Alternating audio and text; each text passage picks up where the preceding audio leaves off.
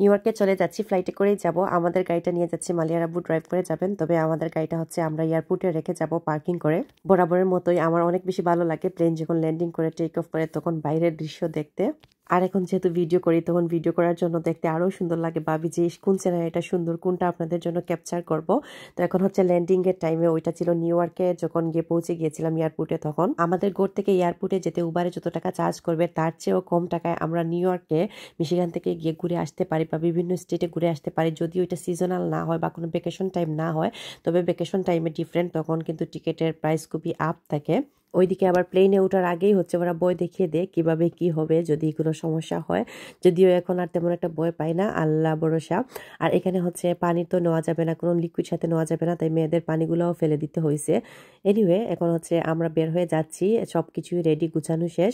আর যেহেতু বললাম আমি আমাদের গাড়িটা নিয়ে যাচ্ছি, মালিয়ার আব্বু ড্রাইভ করে যাবেন আর আমি এখন পিছনে বসছি। আরেকজন ভাই যাবেন আমাদের সাথে নিউ ইয়র্কে, তো উনি সামনে বসবেন। চাটা খেতে পারি নাই, মালিহার আব্বু চা বানাইছেন, এত বেশি মজা হয়েছিল। আমিও গাড়িতে খাচ্ছিলাম আর বলতেছিলাম যে এত মজা হয়েছে, উনিও বলতেছেন খুবই মজা হয়েছে, আমাকে আরো একটু দাও। যদিও ওনারটা শেষ, আমারটা খেতে খেতে একটু লেট হয়ে গিয়েছিল, তাই আমি সাথে করেই নিয়ে আসছি। আর ওইটা হচ্ছে যাওয়ার সময় ওরা প্যালেস্তাইনের প্রটেস্ট করতেছিল, তো আমি একটু রেকর্ড করেছি। আর ওইখানে গাড়ি মনে হয়, পুলিশের গাড়ি মনে হয় 8 থেকে 10টা ছিল, এত গাড়ি জড়ো হয়েছে। এনিওয়ে আমার ভিডিওগুলো দিতে একটু লেটও হচ্ছিল। এভাবে মানে যারা ব্লগার আছেন আপনারা বলতে পারবেন যে এভাবে ম্যানেজ করে একটু টাফ হয়ে যায়।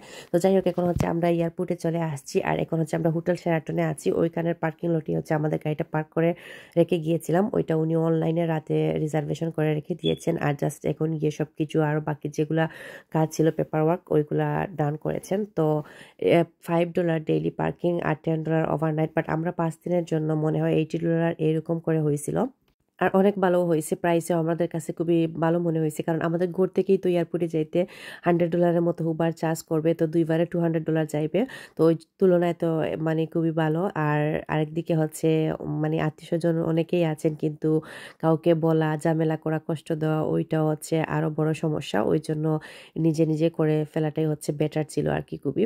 আর এখন হচ্ছে আমরা হোটেল থেকে যাচ্ছি বাসে করে, ওরা আমাদেরকে এয়ারপোর্টে নিয়ে দেবে। মাত্র 5 মিনিট লাগে, বেশি সময় না, কিন্তু মাত্র 5 মিনিট লাগছে।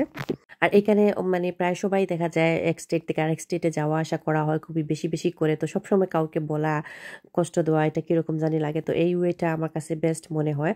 তো মানে জাস্ট শাটেল বাস যেটা ধরে আমাদেরকে এয়ারপোর্টে যেতে, ওইটা কিন্তু ওরা দিবে বাস, ওইটার জন্য আপনাকে টেনশন করতে হবে না। আপনি জাস্ট অনলাইনে চেক করে যাবেন যে পার্কিং করবেন ওইটা। সো যাওয়ার পর হচ্ছে ওরা বাস দিয়ে আপনাকে পাঠাবে। তারপর যখন আমরা আসছি তখনও কিন্তু বাস আমাদের মানে এয়ারপোর্টে যখনই নামছি তখনই বাস চলে আসছিল, আমাদেরকে নিয়ে গিয়েছিল হোটেলে। তারপর ওইখান থেকে আমরা আমাদের গাড়িতে উঠে ঘুরে চলে আসছি। আর এখানে হচ্ছে পানি তো সাথে নেওয়া যাবে না, কোনো লিকুইড নেওয়া যাবে না, ওই জন্য পানিটাও ফেলে দিতে হয়। তো মালিয়াস আমি আর একটু পানি সাথে করে নিয়ে গিয়েছিলাম। জাস্ট আমি জানি ওইটা ফেলে দিবে, জাস্ট ভাবছি যে এর আগ পর্যন্ত যতটুকু ওরা খাবে, আমিও অনেক বেশি পানি খেতে হয়। তো এখন হচ্ছে ব্যাগগুলা চেক করার পালা, জুতা, ব্যাগ, বেল্ট ওইগুলা সবগুলা। আমরা অবশ্যই একটা লাগেজে পে করে নিয়ে চলে গিয়েছিলাম, জাস্ট বড় একটা লাগেজ, $40 এরকম মেবি ছিল। যেহেতু বিয়েতে যাচ্ছি অনেক কাপড় চোপড় লাগবে, ওই চিন্তা করেই ভাবলাম যে এইভাবে করে না গিয়ে একটা বড় ব্যাগই নিয়ে যাই। নাহলে এমনিতে 2-1 দিনের জন্য হলে তো মানে জাস্ট পে না করে এই সাইড ব্যাগেই হয়ে যেত। এখনকার ফ্লাইটগুলোতে অনেক ঝামেলা করে, ক্যারি অন ব্যাগে পার্সোনাল আইটেম ওইগুলো অনেক ইয়ে করে। লাস্ট টাইমে তো আমার হাজব্যান্ড যখন গিয়েছিলেন তখন আমার বাসায় এরকম হয়েছে যে ক্যারি অন ব্যাগে উনার $100 বলছে পে করতে। এখন ব্যাগও $100 না, জিনিসও না, আবার $100 পে করতে হবে, আবার জিনিসও, মানে সবকিছু মিলাই উনি $100 দিয়ে নিয়ে আসছেন। আবার পার্সোনাল আইটেম মানে জাস্ট ব্যাগটা ইয়েতে ঢুকতে হবে, ওদের একটা সাইজ মেজারমেন্ট আছে, ওইখানে মাপ মতো হলে হবে, না হলে হবে না। তো আগে আগে তো জাস্ট হাতে নেওয়া যেত ক্যারি অন ব্যাগ, কিন্তু এখন আর না, ক্যারি অন ব্যাগটাও পে করে নিতে হয়। তো যাই হোক, আমাদের এত বেশি ঝামেলা পোহাতে হয় না, যেহেতু একটা লাগেজ অলরেডি আমরা পে করেই নিয়ে যাচ্ছি। আর এই তো যেটা বললাম আর কি, প্লেনে ওঠার আগেই ওরা বই দেখিয়ে দেয়। তো আল্লাহ ভরসা বলেই আমরা সবাই উঠি। এত যে সরাসরি ওরা বলতেছিল যে যে কোনো সময় হ্যাপেন হতে পারে, তারপর আমরা সবাই আসলে আল্লাহর উপর ভরসা করেই জার্নিটা করি। আর ও যখন দেখায় তখন সুন্দরই লাগে দেখতে, আর আপনাদের জন্য একটু রেকর্ডও করলাম। তো যাই হোক, এখন হচ্ছে প্লেনটা টেক অফ করবে। মালিয়া সামিয়া একটু ভয় পাচ্ছিল যে টেক অফের সময় আর ল্যান্ডিং এর সময়, আর ওরা যেহেতু একা সিট পড়ছে ওরা ওই দিকে বসছে আর আমি আর মালিয়ার বই দিক দিয়ে বসছি। ওরা দুই বোন আবার একসাথে বসতে চায়, ওরা একসাথে ঘুমাতেও চায়, খেতেও চায়, সব কিছুই আর কি। আলহামদুলিল্লাহ দুই মেয়ে একসাথে হওয়াতে অনেক বেশি সুবিধা হয়েছে। ওরাও একজন আরেকজনকে গুড ফ্রেন্ড হিসেবে পাইছে। আর আমি অনেক সময় দেখা যায় অনেক কিছু মালিয়ার উপর দায়িত্ব থাকে, আমি বেশি কিছু সামিয়াকে করতে হয় না।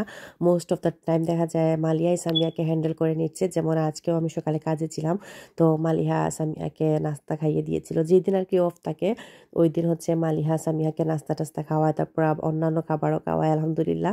বা ও জানে যে সামিয়া খাবে না, ওকে একটু বয়েও দেখায়, ওকে একটু বকাও দেয়। তারপর হচ্ছে আমাকেও বলে যে আম্মু খাচ্ছিল না ও।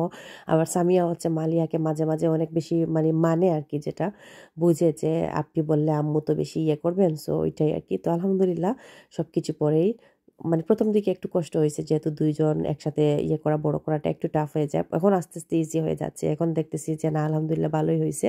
বিশেষ করে ওরা একজন আরেকজনের সাথে যে খেলার একজন সাথী পাইছে ওইটা আর কি। তো যাই হোক, এক টপিক থেকে আরেক টপিকে চলে গেলাম। আর এখন হচ্ছে জাস্ট আমরা আকাশের মেঘের উপরে ছিলাম, এখন আস্তে আস্তে নিচে নামতেছি, ওই সিনারিটা একটু রেকর্ড করতেছি।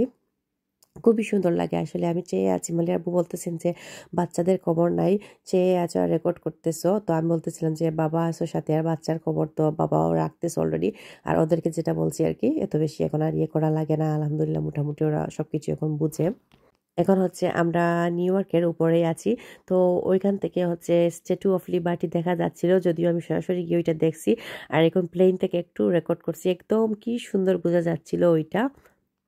টু অফ লিবার্টি আপনাদের অনেকেরই তো জানা আছে, ওইটা আমরা বইয়ে অনেক পড়ছি। সো এইটাই হচ্ছে ওইটা।